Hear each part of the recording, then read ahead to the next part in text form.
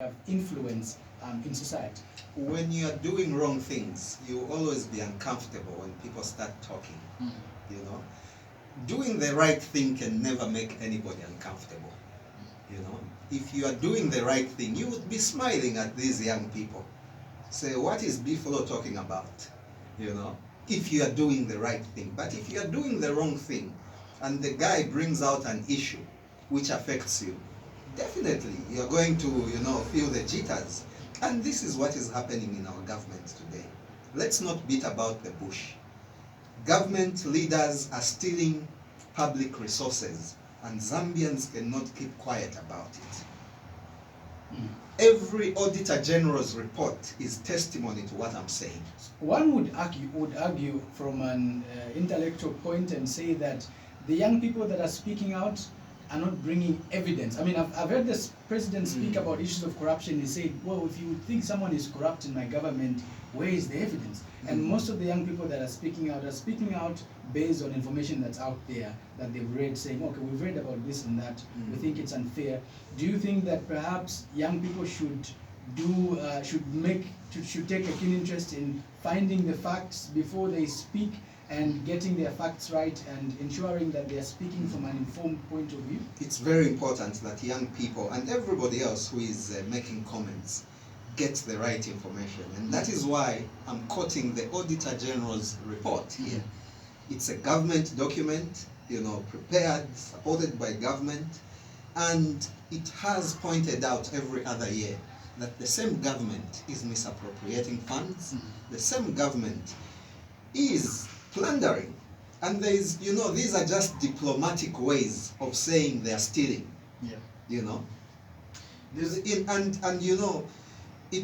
It's very funny because you say late payments and things like that. All these are just, we are putting honor on theft. We cannot allow ourselves to honor theft. Theft is theft, and somebody who steals is a thief. So let's, as Zambians, I think we need to reach a point where we say, enough is enough. Let's do the right thing. There's a story that's actually been published this morning on the CNN website. It's actually titled 3 Chinese Murdered in Zambia as Racial Tensions Run High.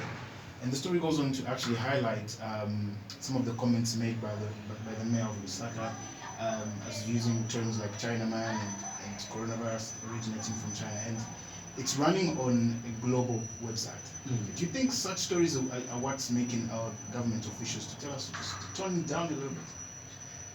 Well, for me, I see our government officials being caught between a rock and a hard place.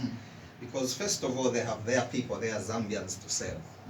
On the other hand, they seem to have gotten so much money through borrowing from the Chinese, And, even when you are in a group of guys, every time the one who has more money, the one who is going to buy the drinks, will be the don, And you hear a young boy being referred to as Wamdala, because they have the money. And this is what, these governments are doing.